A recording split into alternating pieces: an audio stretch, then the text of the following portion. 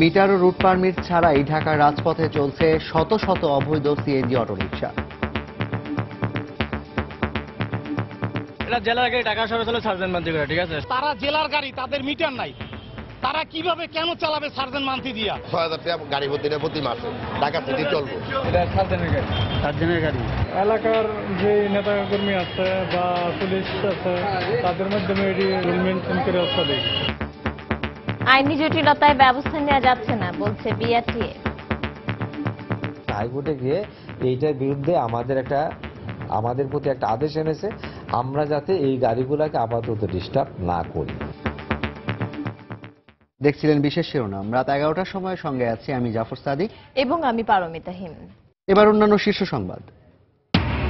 2019 সাল থেকে এসএসসিতে সব বোর্ডে একই প্রশ্নপত্রে পরীক্ষা নেওয়া সহ বেশ কিছু সুপারিশ শিক্ষাবিদদের। মানোন্নয়নের স্বার্থে বাস্তবায়নের আশ্বাস শিক্ষামন্ত্রী। ভেজাল প্যারাসিটামল খেয়ে শিশু মৃত্যুর মামলায় রিড ফার্মাসিউটিক্যালসের 5 আসামির সবাই খালাস। তদন্তের গাফিলতিতে রাষ্ট্রপক্ষ অভিযোগ প্রমাণে ব্যর্থ, রায়ে আদালত। বিশ্বব্যাপী নিরাপদ পানি ব্যবহার নিশ্চিতে গ্লোবাল ফান্ড গড়ে তোলার প্রস্তাবনা প্রধানমন্ত্রী শেখ হাসিনার। হাঙ্গেরিতে ওয়াটার সামিটে ঐক্যবদ্ধভাবে কাজ করার অঙ্গীকার। রোহিঙ্গা সমস্যা সমাধানে বাংলাদেশের পাশে থাকবে যুক্তরাষ্ট্র। মিয়ানমারের অভ্যন্তরের পরিস্থিতি জানতে নিরপেক্ষ তদন্ত প্রয়োজন বললেন মার্কিন রাষ্ট্রদূত বার্নি কার্ক। এবং নারায়ণগঞ্জ সিটি নির্বাচনে ভোটার বেড়েছে প্রায় 1.25 লাখ। প্রার্থী বাছাইয়ে আধুনিক নগরায়নকে গুরুত্ব দিচ্ছে নতুন ভোটাররা।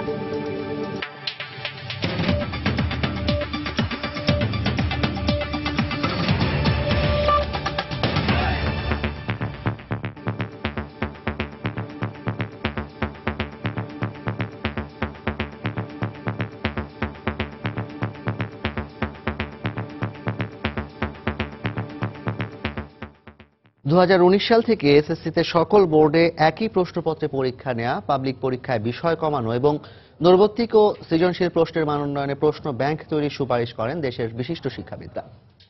মাধ্যমিক শিক্ষা সহ দেশের সামগ্রিক শিক্ষার মান উন্নয়নে এসব সুপারিশ বাস্তবায়নে শিক্ষা মন্ত্রণালয় শিগগিরই উদ্যোগ নেবে বলে জানিয়েছেন শিক্ষামন্ত্রী নুরুল ইসলাম নাহিদ। সম্প্রতি শিক্ষাবিদদের নিয়ে দুদিনব্যাপী সেমিনার শেষে সোমবার সচিবালয়ে সংবাদ সম্মেলনে শিক্ষামন্ত্রী ও শিক্ষাবিদরা একথা জানান। বর্তমান শিক্ষা পদ্ধতিতে পাবলিক পরীক্ষায় জিপিএ 5 পাওয়ার পাশাপাশি বড় স্কোর করতে শিক্ষার্থীদের কোচিং সেন্টারমুখী হওয়ার প্রবণতা বেড়েই চলেছে। এছাড়া বইয়ের বোঝা ও বিষয়সমূহের অতিরিক্ত চাপে শিক্ষার্থীদের উপর নেতিবাচক প্রভাব পড়ছে। এসব বিবেচনায় নিয়ে আন্তর্জাতিক মানের পরীক্ষা পদ্ধতি প্রণয়ন সহ শিক্ষাক্রম ও পাঠ্যপুস্তক সংস্কারে শিক্ষাবিদদের দেয়া সুপারিশমালা গ্রহণ ও তা বাস্তবায়নের কথা জানান শিক্ষামন্ত্রী। 2019 সালে সকল বোর্ডে অভিন্ন প্রশ্নপত্র প্রণয়ন করা যেতে পারে। শারীরিক শিক্ষা, স্বাস্থ্য বিজ্ঞান ও খেলাধুলা, চারু ও কারুকলা, কেরিয়ার শিক্ষা বিষয়গুলো পাবলিক পরীক্ষায় অন্তর্ভুক্ত না করে এই বিষয়গুলো বিদ্যালয় পর্যায়ে সম্পূর্ণভাবে ধারাবাহিক মূল্যায়নের আওতায় আনা যেতে পারে। এমসিকিউ এবং সৃজনশীল প্রশ্নের মান উন্নয়নের লক্ষ্যে আইটেম ব্যাংক তৈরি করা যেতে পারে। সবগুলোকেই ব্যবহার করে আমরা এই কাজগুলো করে যাব যাতে এটা বিশ্বমানের পর্যায়ে আমরা বুঝতে পারি। শিক্ষাবিদরা বলেন, এসব সুপারিশমালা বাস্তবায়ন হলে গাইড বই ও কোচিং সেন্টার বাণিজ্য কমে আসবে। পরীক্ষায় স্কোর বাড়ানোর ক্ষেত্রে আন্তর্জাতিক পদ্ধতি অনুসরণ অপরিহার্য বলে জানান শিক্ষাবিদ মোহাম্মদ জাফর ইকবাল। এমন একটা জায়গায় শিফট করতে পারি যারা আসলে জিপিএ 5 পাওয়ার যোগ্য তারা জিপিএ 5 পাবে। সেখানে আমরা আসলে স্ট্যান্ডার্ডাইজ করতে পারি যে জায়গাটাতে আমরা যদি বসাই মানদণ্ডটা, তখন যারা নাকি হয়তো মার্কস কম পেয়েছে কিন্তু জিপিএ 5 পাওয়ার যোগ্য তাদেরকে আমরা নিয়ে আসতে পারি। কাজগুলো যদি আমরা করতে পারি তাহলে এই যে কোচিং বাণিজ্য এবং গাইড বইয়ের দৌরাত্ম্য এ দুটোই কমবে বলে আশা করছি। এদিকে বানান ভুল কমানোর পাশাপাশি শিক্ষার্থীদের কাছে বই আকর্ষণীয় ও সহজবোধ্য করতে বিশেষজ্ঞরাই বই লিখবেন বলে জানান শিক্ষাবিদ আব্দুল্লাহ আবু সাইদ। পাঠ্য বইয়ের কারণে ছেলে মেয়েরা আটকে যায়, বানান ভুল, অস্পষ্ট বহু রকম জিনিস থেকে যায়। ধরেন পাঠ্য বইকে যদি আমরা রমণীয় করে তুলতে পারি, মজাদার করে তুলতে পারি, তাহলে পরে তো সেই জন্য আমাদের ওখানে সিদ্ধান্ত হলো যে বিশেষজ্ঞরা লিখবেন। শিক্ষার মানোন্নয়নে শিক্ষাক্ষেত্রে বাজেট বরাদ্দ বাড়ানোর সুপারিশও করেন শিক্ষাবিদরা। প্রসূন আশিস, সময় সংবাদ, ঢাকা। ভেজাল প্যারাসিটামল খেয়ে শিশু মৃত্যুর মামলায় রিড ফার্মাসিউটিক্যালসের 5 আসামি সবাইকে খালাস দিয়েছেন আদালত। সকালে ঢাকার বিশেষ জজ আদালতের বিচারক এম আতোয়ার রহমান এ রায় দেন। মামলায় বাদী ও তদন্ত কর্মকর্তার অযোগ্যতা ও অদক্ষতার কারণে অভিযোগ প্রমাণ করতে রাষ্ট্রপক্ষ ব্যর্থ হয়েছেন বলে আদালত পর্যবেক্ষণ তুলে ধরেন। সাদিকুর রহমানের report. Writ farmer paracetamol syrup পানে 2009 সালে সারা দেশে 28 শিশুর মৃত্যু হয়। ওই বছরের 10 আগস্ট ভেজাল ওষুধ তৈরির অভিযোগে ড্রাগ কোর্টে মামলা করেন ওষুধ প্রশাসন অধিদপ্তরের সহকারী পরিচালক শফিকুল ইসলাম। রিট ফার্মার প্যারাসিটামলে বিষাক্ত উপাদান থাকার ফলে শিশু মৃত্যুর ঘটনা ঘটেছে বলে মামলার এজাহারে বলা হলেও তদন্ত কর্মকর্তা আদালতে দাখিল করা অভিযোগপত্রে বলেন শুধুমাত্র নিম্নমানের ওষুধ তৈরি করা হয়েছিল এবং তাতে কোনো বিষাক্ত উপাদান ছিল না। তবে আদালত রায়ের পর্যবেক্ষণে বলেন বাদী ও তদন্ত কর্মকর্তা সঠিক নিয়ম মেনে জব্দ তালিকা ও পরীক্ষার প্রতিবেদন জমা দেননি। যথাযথ পদক্ষেপ না নেওয়ায় এই মামলায় তাদের অযোগ্যতা ও অদক্ষতা প্রমাণিত হয়েছে। শুধু ওষুধের গায়ে লেভেল ছিল রিট ফার্মাসিউটিক্যাল লিমিটেড, বাট বিজ্ঞ আদালত মনে করেন বা বলেছেন রায়ের মধ্যে এই আলামত যে রিট ফার্মার লিমিটেডের প্রস্তুতকৃত আলামত সেটার কোনো প্রমাণ নাই এবং সেখান থেকে বা ওষুধ কোম্পানি থেকে বা কারখানা থেকে জব্দ করা হয়নি। এই মর্মে 3 মনে করে খালাস দিয়েছে। পুরো রায়ের কপি পেলে আমরা বুঝতে পারবো যে এখানে কোথায় অযোগ্যতা বা অদক্ষতা ছিল। রায়ে সন্তোষ প্রকাশ করে আসামি পক্ষের আইনজীবী বলেন মামলার তদন্ত কর্মকর্তা যে আলামত সংগ্রহ করেছে তা রিট ফার্মার না হওয়ায় আসামিরা নির্দোষ প্রমাণিত হয়েছে। রিট ফার্মার মালিকের বিরুদ্ধে যে মামলাটা আনয়ন করা হয় সেই মামলায় এই ওষুধগুলা রিট ফার্মার কাছ থেকে উদ্ধার করা হয়নি। ভেজাল প্যারাসিটামল তৈরির দায়ে এর আগে অ্যাডফ্লেম ফার্মাসিউটিক্যালসের মালিক সহ 3 জনকে 10 বছর করে কারাদণ্ড দেওয়া হয়। এছাড়া একই অভিযোগে বিসিআই ফার্মার 6 কর্মকর্তাকে 10 বছর করে কারাদণ্ড দেন আদালত। সাদিকুর রহমান, সময় সংবাদ, ঢাকা। পানির সংকট মোকাবিলায় সব দেশকে অভিজ্ঞতা, কারিগরি জ্ঞান বিনিময়ে এগিয়ে আসার আহ্বান জানিয়ে প্রধানমন্ত্রী শেখ হাসিনা বলেছেন পানি ব্যবস্থাপনায় গ্লোবাল ফান্ড গঠন এখন সময়ের দাবি। সোমবার হাঙ্গেরির রাজধানী বুদাপেস্টে ওয়াটার সামিট 2016 এর উদ্বোধনী পর্বে 7 দফা প্রস্তাবনায় একথা বলেন প্রধানমন্ত্রী। পানি বিষয়ক সম্মেলনে বিশ্ব নেতাদের পাশাপাশি রাখা বক্তব্যে শেখ হাসিনা আরও বলেন বাসযোগ্য পৃথিবী গড়ে তুলতে পানির উৎসগুলো চিহ্নিত করা জরুরি। হাঙ্গেরির বুদাপেস্ট থেকে বিস্তারিত জানাচ্ছেন আমাদের প্রতিনিধি লুৎফুর রহমান বাবু। বুদাপেস্ট ওয়াটার সামিট 2016-তে যোগ দিতে হাঙ্গেরির মিলেনিয়ার্স পার্কে বেলা 11টায় পৌঁছান প্রধানমন্ত্রী শেখ হাসিনা। এ সময় সম্মেলনের উদ্বোধনী পর্বে বিশ্ব নেতাদের পাশাপাশি বক্তব্য রাখেন শেখ হাসিনা। জাতিসংঘ ও বিশ্ব ব্যাংকের যৌথ উদ্যোগে আন্তর্জাতিক পানি সম্মেলনের উদ্বোধনী অনুষ্ঠানে প্রধানমন্ত্রী শেখ হাসিনা বিশ্বজুড়ে পানি নিশ্চিত নিরাপত্তার জন্য 7 দফা তুলে ধরেন। Water should be the integral part of any development endeavor at national, regional and global level. Millions of people around the world face difficulties to access safe drinking water and basic sanitation. পানির নিশ্চিত নিরাপত্তায় মানুষের জীবনমান আরো উন্নতি করবে উল্লেখ করে তিনি বলেন এই লক্ষ্যে বাংলাদেশ সরকার সকলকে সহযোগিতা করবে। We need to share with each other our lighthouse initiatives to further develop our knowledge, capacity, skill and technique in terms of development and efficient use of water resources. জনসংখ্যা বৃদ্ধি, অপরিকল্পিত নগরায়নের ফলে পানি নিয়ে যে সমস্যার সৃষ্টি হচ্ছে তাতে বিবাদ এবং সংঘাত বৃদ্ধি পাচ্ছে উল্লেখ করে প্রধানমন্ত্রী বলেন এজন্য পানির সংরক্ষণ এবং সদ্ব্যবহার করা সকলের প্রয়োজন। হাঙ্গেরি বুদাপেস্টের বিশ্ব পানি সম্মেলন কেন্দ্র থেকে মোহাম্মদ লুৎফুর রহমান বাবু, সময় সংবাদ। হাঙ্গেরির বুদাপেস্টের ওয়াটার সামিটে যাওয়ার পথে প্রধানমন্ত্রী শেখ হাসিনাকে বহনকারী বিমানের ত্রুটি ও দায়িত্বরতদের অবহেলার বিষয়ে তদন্ত করতে 3টি কমিটি গঠন করা হয়েছে। সন্ধ্যায় বেসামরিক বিমান পরিবহন ও পর্যটন মন্ত্রণালয় সম্পর্কিত স্থায়ী কমিটির বৈঠক শেষে বেসামরিক বিমান পরিবহন মন্ত্রী রাশেদ খান মেনন সাংবাদিকদের একথা বলেন। এ সময় সংসদীয় কমিটির সভাপতি ফারুক খান বলেন কমিটির পক্ষ থেকে প্রধানমন্ত্রী ফিরে আসার আগেই প্রাথমিক তদন্তে দোষীদের শাস্তির সুপারিশ করা হয়েছে। ইঞ্জিনের ফুয়েল প্রেসার কমে যাচ্ছিল, এটা নট দ্যাট যে এখানে কিছু নেই, এটা ফুয়েল প্রেসার কমে যাচ্ছিল এবং সেটা দেখা গেছে যে একটি নাট সেখানে আলগা হয়ে গেছিল, যার ফলে সিপেস্ট হয়েছে। এই ধরনের কোনো যদি ঘটনা ঘটে তাহলে পাইলটের দায়িত্ব হচ্ছে সঙ্গে সঙ্গে নিয়ারেস্ট আন্তর্জাতিক বিমানবন্দরে বা বিমানবন্দরে অবতরণ করা। ইতিমধ্যেই সিভিল এভিয়েশন থেকে একটি কমিটি করা হয়েছে, বিমান থেকে একটি কমিটি করা হয়েছে এবং মন্ত্রণালয় থেকে একটি কমিটি করা হয়েছে। 3টি কমিটি তাদের রিপোর্ট তারা তৈরি করছেন। মাননীয় প্রধানমন্ত্রী ফেরত আসার পূর্বেই যেন একটার প্রাথমিক একটা তদন্ত হয়ে যায় এবং সেই তদন্ত শেষে যারা দোষী তাদের বিরুদ্ধে একটা প্রাথমিক শাস্তির ব্যবস্থা করা হয়। রাত 11টার সময় আরো থাকছে। প্রায় 2 বছর আটক থাকা মাহমুদুর রহমান মান্নার হাইকোর্টের দেয়া জামিন আপিল বিভাগেও বহাল। মুক্তিতে আর বাধা নেই জানিয়েছেন আইনজীবী।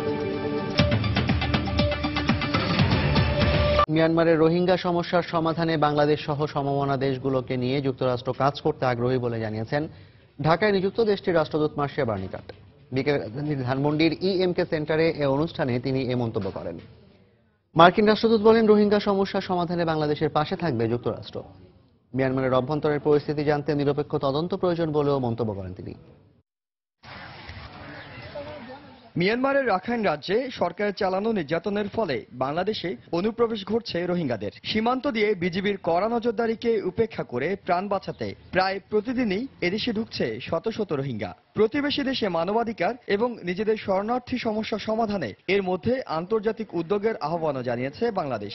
এ বিষয়ে বাংলাদেশের পাশে থাকার প্রত্যয় ঢাকায় নিযুক্ত মার্কিন রাষ্ট্রদূতের। বর্তমান অবস্থার আমরা আনুষ্ঠানিক স্বচ্ছ তদন্ত চাই। আমরা জানতে চাই মিয়ানমারের ভেতরে আসলে কি হচ্ছে। মিয়ানমারের সরকার যাতে মানবাধিকারের বিষয়টি গুরুত্ব দেয় সে ব্যাপারে আমরা একসঙ্গে কাজ করছি। বাংলাদেশ সরকার যে আন্তর্জাতিক সম্প্রদায়ের দৃষ্টি আকর্ষণ করছে আমরা তাতে জাতিসংঘের সাথে একযোগে কাজ করতে চাই। অভিবাসন বিষয়ে যুক্তরাষ্ট্র কোনো ধর্ম, জাত কিংবা দেশ বিবেচনার সিদ্ধান্ত নেয় না উল্লেখ করে বার্নিকাট বলেন, নতুন সরকার গঠনের পর বাংলাদেশি অভিবাসীদের আলাদা করে আতঙ্কিত হওয়ার কিছু নেই। এই সময় তিনি কথা বলেন বাংলাদেশের নির্বাচন কমিশন গঠনের বিষয়েও। বাংলাদেশের প্রধানমন্ত্রী নিজেই বলেছেন তিনি কোনো প্রশ্নবোধক নির্বাচন চান না। আগামী দিনে একটি স্বচ্ছ, শক্তিশালী ও নির্দলীয় নির্বাচন কমিশন গঠনই হবে সেটার প্রথম পদক্ষেপ। যুক্তরাষ্ট্র এবং অন্যান্য বন্ধু দেশগুলো চায় এমন একটি নির্বাচন কমিশন গঠন করতে হবে যাতে আগামীতে সবার ভোট দেওয়ার অধিকার নিশ্চিত করা যায়। একই সাথে প্রত্যেকটি ভোট গণনা করা হয়। হোলি আর্টিজান হামলার পর বাংলাদেশের বর্তমান নিরাপত্তা ব্যবস্থায় নিজের সন্তুষ্টির কথা জানালেও এই ব্যবস্থা অব্যাহত রাখার উপর জোর দেন তিনি। ইহসান জুয়েল, সময় সংবাদ, ঢাকা। সরকারের অর্জন ও ভাবমূর্তি যাতে কোনোভাবেই ক্ষুণ্ণ না হয় সেদিকে সতর্ক থেকে আগামী নির্বাচনের জন্য প্রস্তুতি নেওয়ার আহ্বান জানিয়েছেন আওয়ামী লীগ নেতারা। বিকেলে রাজধানীর নগর ভবনে প্রয়াত মেয়র মোহাম্মদ হানিফের স্মরণ সভায় এ আহ্বান জানান তারা। কারো অপকর্মের জন্য শেখ হাসিনার অর্জনকে ম্লান হতে দেওয়া হবে না বলেও হুঁশিয়ারি দেন নেতারা। অবিভক্ত ঢাকা সিটি কর্পোরেশনের প্রথম নির্বাচিত মেয়র প্রয়াত মোহাম্মদ হানিফের 10ম মৃত্যুবার্ষিকী উপলক্ষে এক স্মরণ সভায় জাতীয় নির্বাচনকে সামনে রেখে শেখ হাসিনার হাতকে আরও শক্তিশালী করতে দলীয় নেতাকর্মীদের প্রতি আহ্বান জানান খাদ্যমন্ত্রী অ্যাডভোকেট কামরুল ইসলাম। দলের মধ্যে দলবাজি বন্ধ করি, আমরা ভাইয়ের রাজনীতি বন্ধ করি, আমরা সন্ত্রাসীদের প্রশ্রয় দেওয়া বন্ধ করি, আমরা সরকারের ভাবমূর্তি ক্ষুণ্ণ হয় এমন কাজ করা বন্ধ করি। আমরা শেখ হাসিনার আজকে যে সমস্ত বিশ্বব্যাপী শেখ হাসিনার যে সুনাম, শেখ হাসিনার যে অর্জন, সে অর্জন যাতে কোনোভাবেই আমাদের কর্মকাণ্ড দিয়ে নস্যাৎ না হয়, আমাদের কর্মকাণ্ড দিয়ে সে অর্জন যাতে খাটো না হয়, আসুন আমরা সেভাবে চলি। একই অনুষ্ঠানে আওয়ামী লীগের সাধারণ সম্পাদক ওবায়দুল কাদের বলেন, কারো অপকর্মের জন্য শেখ হাসিনার অর্জনকে কোনোভাবেই ম্লান হতে দেওয়া হবে না। নির্বাচনে খুব বেশি সময় নেই, কমিটিগুলো করছেন, করুন, পকেট কমিটি যেন না। পকেট কমিটির পরিণতি ভয়াবহ, নির্বাচনে খেসারত দিতে হবে। জনগণের কাছে আওয়ামী লীগকে ছোট করবেন না। গুটি কয়েকের খারাপ কাজের জন্য নেত্রীর এত বিশাল অর্জন আমরা ম্লান হতে দেব না, দেব না, দেব না। স্মরণ সভায় অন্যান্যের মধ্যে উপস্থিত ছিলেন ঢাকার 2 সিটি কর্পোরেশনের মেয়র সাইদ খোকন ও আনিসুল হক। এছাড়া ঢাকা মহানগর উত্তর ও দক্ষিণ আওয়ামী লীগের সাধারণ সম্পাদক সাদেক খান ও শাহে আলম মুরাদ উপস্থিত ছিলেন। রোজিনা রোজি, সময় সংবাদ, ঢাকা। গাইবান্ধায় সাঁওতালদের ওপর হামলার ঘটনায় সরকারের স্থানীয় প্রভাবশালীরাই জড়িত অভিযোগ করে বিচার বিভাগীয় তদন্তের দাবি জানিয়েছেন বিএনপি চেয়ারপারসনের উপদেষ্টা জমেল আবদিন ফারুক। সাঁওতালপল্লী পরিদর্শন শেষে বিএনপির 5 সদস্যের প্রতিনিধি দল রাতে গুলশান কার্যালয়ে বেগম খালেদা জিয়ার কাছে প্রতিবেদন জমা দেন। প্রতিবেদন দেওয়ার পর সাংবাদিকদের সাথে কথা বলেন জয়নাল আবদিন ফারুক। নিরপেক্ষ সুষ্ঠু একজন অবসরপ্রাপ্ত প্রধান বিচারপতির নেতৃত্বে একটি কমিশন গঠন করা প্রয়োজন। দ্বিতীয়ত, অবিলম্বে রেস্টোরেশন দ্বারা 1842.30 একর বাপদাদার জমি প্রকৃত জমির মালিককে ফেরত দেওয়া হোক। এই জিনিসটা ঘটেছে অনলি সরকারি দলের মদতে। নারায়ণগঞ্জে সিটি কর্পোরেশন নির্বাচনে নতুন ভোটার বেড়েছে প্রায় 1.25 লাখ। আর যুগের সাথে তাল মিলিয়ে নারী কাউন্সিলর সহ ওয়ার্ড কাউন্সিলর প্রার্থী হিসেবে আছেন শতাধিক নতুন মুখ। তবে নির্বাচনে প্রার্থী বাছাইয়ে নতুন ভোটারদের কাছে গুরুত্ব পাচ্ছে আধুনিক নগর ব্যবস্থা। মেয়র ও তার সহযোগীদের কাছে প্রত্যাশার ফুলঝুরি নয়, তাদের চাওয়া বাস্তবসম্মত উদ্যোগ। নারায়ণগঞ্জ থেকে শওকত আলী সৈকতের পাঠানো তথ্য ও আব্দুল্লাহ আল মামুনের ছবিতে ডেস্ক রিপোর্ট। নেই পোস্টার কিংবা মাইকিং, শুরু হয়নি সে অর্থে কোনো প্রচারণাও। তবে এবারই প্রথমবারের মতো দলীয় প্রতীকে হতে যাওয়ায় সব জায়গাতেই আলোচনার কেন্দ্রবিন্দুতে সিটি নির্বাচন। নির্বাচনী এলাকায় নতুন ভোটার 75,000। নগর অভিভাবক নির্বাচনে এবার তারাই থাকবেন মূল ভূমিকায়। নির্বাচন নিয়ে তাই তাদের জল্পনা কল্পনার কোনো কমতি নেই। চায়ের দোকান কিংবা বন্ধুদের আড্ডা যেখানেই কান পাতা যায়, চলছে প্রার্থী ও তাদের প্রতিশ্রুতির চুলচেরা বিশ্লেষণ। আমরা তরুণরাই পারি যে দেশকে এগিয়ে নিয়ে যেতে, আর আমরা চাই যারা তরুণ ভোটার তারা তরুণদেরকেই সুযোগ দিতে। যেভাবে প্রযুক্তির সাথে দেশ এগিয়ে যাচ্ছে ওইভাবে ওয়ার্ড কাউন্সিলগুলো যদি আগায় তাহলে আমাদের দেশটা আরো উন্নত হবে, নারায়ণগঞ্জ সিটিটা আরো উন্নত হবে। নতুন লোকদেরও সুযোগ দেওয়া আমি মনে করি বেটার। পুরনো তো অনেক আছে, তাদের এক্সপিরিয়েন্সটা অনেক বেশি, নতুনদেরকেও সেই ক্ষেত্রে তাদেরকে সহযোগিতা করা উচিত। নতুন ভোটারদের সঙ্গে তাল মিলিয়ে প্রার্থিতার দৌড়ঝাঁপেও রয়েছেন অসংখ্য নতুন মুখ। নির্বাচিত হলে সামাজিক দায়বদ্ধতার জায়গা থেকেই জনগণের সেবা করবেন বলে প্রতিশ্রুতি তাদের। মানুষ আসলে চায় জনপ্রতিনিধি যাতে তার বিপদে তার পাশে গিয়ে দাঁড়ায়। নতুন যে ভোটারগুলো আছে 86,000-এর মতো, প্রায় 80-86,000-এর মতো যে ভোটার আছে, তাদের যে আধুনিক চিন্তা ভাবনাকে সেটাকে সংযুক্ত করে একটা আধুনিক ওয়ার্ড হিসেবে যেন উপস্থাপন করতে পারি। ডিজিটাল বাংলাদেশে যেভাবে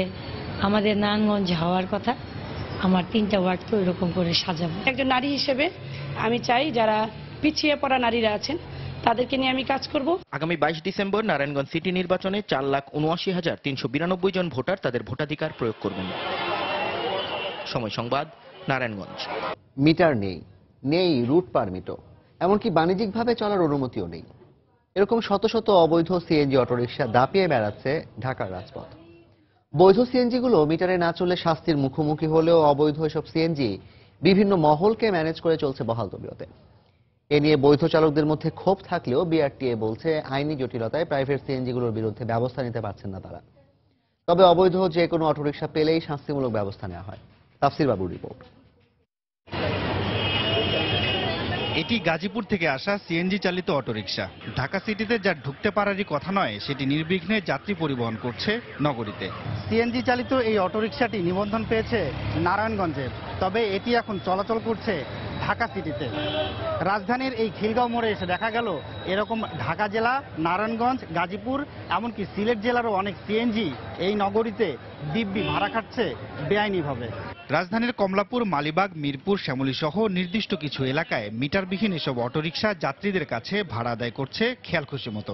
রুট পারমিট না থাকা সত্ত্বেও কোন জাদু বলে চলছেন ঢাকার রাস্তায়, এমন প্রশ্নে সটকে পড়লেন এই চালক। কিন্তু এখানে যে চালাচ্ছেন আপনার ধরে না, পুলিশ ধরে না, মানে তখন কি করে না, কিভাবে চালাচ্ছেন?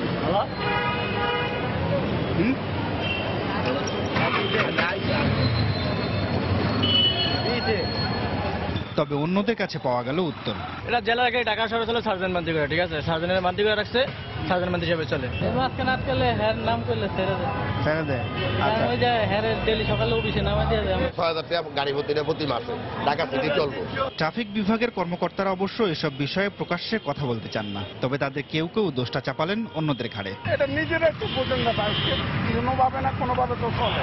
আর আমি শুনছি এখানে পলিটিক্যাল লোকজন নাকি এলাকার যে নেতা কর্মী আছে বা পুলিশ আছে তাদের মাধ্যমে এটি রুল মেনটেন করে চলে। এদিকে ঢাকার বাইরের অটোরিকশা ছাড়াও ঢাকার রাস্তায় এখন পুরো দমে ভাড়া খাচ্ছে প্রাইভেট সিএনজি অটোরিকশাগুলো। এটা সার্জেনের গাড়ি, ওই জন্য ধরবে না। এটা নিজের গাড়ি, আর যদি অন্য গাড়ি প্রাইভেট চলে তাহলে মনে করেন মান্থলি দেওয়া চলে না। তারা জেলার গাড়ি, তাদের মিটার নাই, তারা কিভাবে কেন চালাবে সার্জেন্ট মান্থলি দিয়া? তবে বিআরটিএ চেয়ারম্যান জানান, আদালতের নিষেধাজ্ঞায় প্রাইভেট অটোরিকশাগুলোর বিরুদ্ধে আপাতত ব্যবস্থা নেওয়া না গেলেও ঢাকার বাইরের সিএনজিগুলোকে কোনো ছাড় দেওয়া হচ্ছে না। প্রাইভেট সিএনজি তারা হাইকোর্টে, মহামান্য হাইকোর্টে গিয়ে এইটার বিরুদ্ধে আমাদের প্রতি একটা আদেশ এনেছে, আমরা যাতে এই গাড়িগুলোকে আপাতত ডিস্টার্ব না করি। বর্তমানে ঢাকায় চলাচল করছে প্রায় 13,000 সিএনজি চালিত অটোরিকশা। এর মধ্যে প্রাইভেট অটোরিকশা রয়েছে প্রায় 1,500। আর ঢাকার বাইরে থেকে আসা অটোরিকশার কোনো পরিসংখ্যান নেই কারো কাছে। তাফসির বাবু, সময় সংবাদ, ঢাকা। রাত 11টার সময় আরো থাকছে। বরিশালে স্বরাষ্ট্রমন্ত্রীর কাছে সুন্দরবনের খোকাবাবু বাহিনীর প্রধান সহ 12 জলদস্যুর আত্মসমর্পণ, 22টি আগ্নেয়াস্ত্র ও 1000 রাউন্ড গুলি জমা।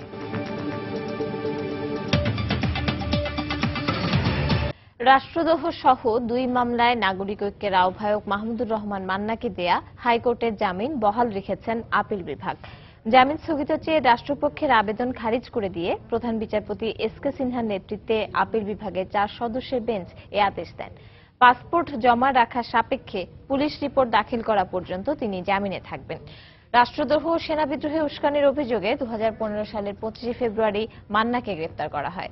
তার বিরুদ্ধে সেনাবিদ্রোহে উস্কানির অভিযোগে 2015 সালের 24 ফেব্রুয়ারি ও সরকার উৎখাতের ষড়যন্ত্রের অভিযোগে একই বছরের 5 মার্চ মামলা করা হয়। তার আইনজীবী জানিয়েছেন, জামিন বহাল থাকায় তার মুক্তিতে আর কোনো বাধা নেই। রাষ্ট্রপক্ষ বলছে, খুব শিগগিরই এই মামলায় অভিযোগপত্র দাখিল করা হবে। মাহমুদুর রহমান মান্না সাহেব প্রায় 2.25 বছর ধরে আটকা আছেন এবং কোনো তদন্ত প্রতিবেদন নাই, কোনো অগ্রগতি নাই। তো এই ব্যাপারে মাননীয় প্রধান বিচারপতি একটু উষ্মা প্রকাশ করেছেন। সরকারের 2টা আপিল বিভাগ খারিজ করে দিয়েছে, অর্থাৎ এখন মাহমুদুর রহমান মান্না সাহেবের আর জেল থেকে মুক্তি পেতে আইনগত কোনো বাধা নাই। জনাব মাহমুদুর রহমান মান্না তার পাসপোর্ট জমা দেবেন আদালতের কাছে, এবং যদি অলরেডি তার পাসপোর্ট সিজ করে না হয়, তদন্ত পর্যায়ে আছে। আমরা আশা করছি যত শীঘ্রই সম্ভব এই মামলার দুটোর রায় চার্জশিট দেওয়া হবে। ময়মনসিংহের ফুলবাড়িয়া ডিগ্রি কলেজ সরকারিকরণের দাবিতে আন্দোলনকারীদের সঙ্গে গতকাল পুলিশের সংঘর্ষের ঘটনায় অজ্ঞাত 500 জনকে আসামি করে একটি মামলা করা হয়েছে। এখন পর্যন্ত এই মামলায় কাউকে আটক করতে পারেনি পুলিশ। এ ঘটনায় শহরে অনির্দিষ্টকালের জন্য জারি করা 144 ধারা এখনো বহাল রয়েছে। এদিকে রোববারের সংঘর্ষের পর থেকে এলাকায় থমথমে পরিস্থিতি বিরাজ করছে। অনাকাঙ্ক্ষিত ঘটনা এড়াতে এলাকায় মোতায়েন করা হয়েছে অতিরিক্ত পুলিশ। সংঘর্ষে নিহত পথচারী সফর আলীর ভাই বাদী হয়ে ফুলবাড়িয়া থানায় একটি মামলা করেছেন। এছাড়া সংঘর্ষে নিহত কলেজ শিক্ষক আবুল কালাম আজাদের জানাজা শেষে দাফন সম্পন্ন হয়েছে। এদিকে গতকালের ঘটনায় ময়মনসিংহ জেলা প্রশাসন ও পুলিশের পক্ষ থেকে 2টি তদন্ত কমিটি গঠন করা হয়েছে। এছাড়া মাধ্যমিক ও উচ্চশিক্ষা ময়মনসিংহ অঞ্চলের পরিচালক আব্দুল মোতালেবের নেতৃত্বে একটি প্রতিনিধি দল ফুলবাড়িয়া ডিগ্রি কলেজ পরিদর্শন করেছেন। বরিশালে স্বরাষ্ট্রমন্ত্রীর কাছে অস্ত্র জমা দিয়ে আত্মসমর্পণ করেছে সুন্দরবনের খোকাবাবু বাহিনীর প্রধান সহ 12 জলদস্যু। সকালে র্যাবের কার্যালয়ে আনুষ্ঠানিকভাবে আত্মসমর্পণ করে তারা। অনুষ্ঠানে স্বরাষ্ট্রমন্ত্রী আসাদুজ্জামান খান কামাল, র্যাবের মহাপরিচালক বেনজির আহমেদ সহ স্থানীয় সংসদ সদস্য এবং পুলিশের ঊর্ধ্বতন কর্মকর্তারা উপস্থিত ছিলেন। খোকাবাবু বাহিনী র্যাবের কাছে 22টি আগ্নেয়াস্ত্র ও 1003 রাউন্ড গুলি জমা দেয়। আত্মসমর্পণের মধ্য দিয়ে স্বাভাবিক জীবনে ফেরার কথা জানায় জলদস্যুরা। এ নিয়ে 7টি বাহিনীর 60 জন জলদস্যু আত্মসমর্পণ করল। প্রত্যেক বাহিনীর উপর আমাদের সার্ভিলেন্স রয়েছে, গোয়েন্দা কার্যক্রম রয়েছে। আমি আশা করব যদি কারো মাথায় কোনো সামান্যতম সুস্থ বুদ্ধি কাজ করে, তার দ্রুত আমাদের কাছে আত্মসমর্পণ করবে। সুন্দরবন এলাকা আমরা একে একে চিরুনি অভিযানের মাধ্যমে এই ধরনের সন্ত্রাসী অ্যাক্টিভিটি যারা করেন, যারা জলদস্যুতা করেন, যারা বনদস্যু হিসাবে আজকে আত্মপ্রকাশ করার প্রচেষ্টা করছেন, সবাইকে নির্মূল করা হবে। সেই জন্য আমরা বলছি, আহ্বান করছি যে যারা এখনো বাকি আছেন তারা অতি শীঘ্র আপনারা সারেন্ডার করুন। দেশের বাইরের খবর। যুক্তরাষ্ট্রের ওহিও স্টেট ইউনিভার্সিটিতে অজ্ঞাত বন্দুকধারীদের গুলিতে 9 জন আহত হয়েছেন। এ সময় সন্দেহভাজন ওই বন্দুকধারী নিহত হয় বলে জানা গেছে। প্রত্যক্ষদর্শীরা জানান, সোমবার 3 জন বন্দুকধারী ইউনিভার্সিটির ভেতরে প্রবেশ করে অতর্কিত গুলি করতে শুরু করে। এতে 7 জন আহত হন। তাৎক্ষণিকভাবে আহতদের স্থানীয় হাসপাতালে ভর্তি করা হয়। এদের মধ্যে 2 জনের অবস্থা আশঙ্কাজনক বলে জানান ফায়ার সার্ভিসের কর্মকর্তারা। আকস্মিক গুলির ঘটনায় ক্যাম্পাসের শিক্ষার্থীদের মাঝে চরম আতঙ্ক বিরাজ করছে। ঘটনার পরই ক্যাম্পাসের পুরো এলাকা ঘিরে ফেলে পুলিশ। তবে ঠিক কী কারণে গুলি করা হয়েছে সে বিষয়ে কিছুই জানাতে পারেনি পুলিশ। ওই ইউনিভার্সিটিতে প্রায় 60,000 শিক্ষার্থী রয়েছেন।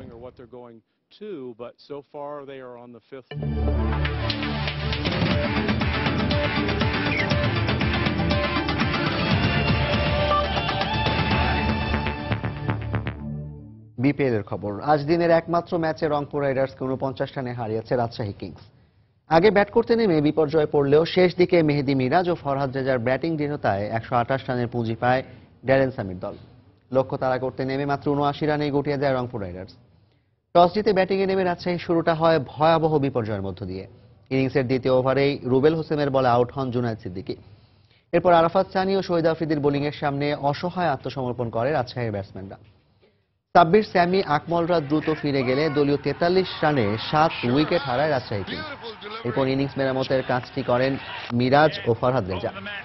রাজশাহী ইনিংসের প্রথম 10 ওভারে 50 রান আসলেও পরের 10 ওভারে এই দুই ব্যাটসম্যান যোগ করেন আরও 78 রান। অষ্টম উইকেটে তারা করেন 85 রানের অবিচ্ছিন্ন জুটি। ক্যারিয়ার সেরা ইনিংসে খেলা মেহেদী মিরাজ 41 ও ফরহাদ রেজা অপরাজিত থাকেন 44 রানে। জবাবে রংপুরের শুরুটাও ভালো হয়নি। দলীয় 50 রানেই প্রথম সারির 5 ব্যাটসম্যানকে হারিয়ে মারাত্মক ব্যাটিং বিপর্যয়ে পড়ে রংপুর। মিথুন 20 এবং আফগান রিকু শেহজাদের 12 রান ছাড়া বাকিরা কেউই বলার মতো স্কোর করতে পারেননি।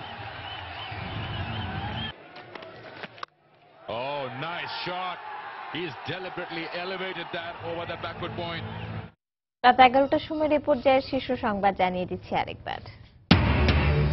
2019 সাল থেকে এসএসসিতে সব বোর্ডে একই প্রশ্নপত্রে পরীক্ষা নেওয়া সহ বেশ কিছু সুপারিশ শিক্ষাবিদদের। মানোন্নয়নের স্বার্থে বাস্তবায়নের আশ্বাস শিক্ষামন্ত্রী। বিশ্বব্যাপী নিরাপদ পানি ব্যবহার নিশ্চিতে গ্লোবাল ফান্ড গড়ে তোলার প্রস্তাবনা প্রধানমন্ত্রী শেখ হাসিনার। হাঙ্গেরিতে ওয়াটার সামিটে ঐক্যবদ্ধভাবে কাজ করার অঙ্গীকার। রোহিঙ্গা সমস্যা সমাধানে বাংলাদেশের পাশে থাকবে যুক্তরাষ্ট্র। মিয়ানমারের অভ্যন্তরের পরিস্থিতি জানতে নিরপেক্ষ তদন্ত প্রয়োজন বললেন মার্কিন রাষ্ট্রদূত মার্শিয়া ব্লুবার্নিকা। নারায়ণগঞ্জ সিটি নির্বাচনে ভোটার বেড়েছে প্রায় 1.25 লাখ। প্রার্থী বাছাইয়ে আধুনিক নগরায়নকে গুরুত্ব দিচ্ছে নতুন ভোটাররা।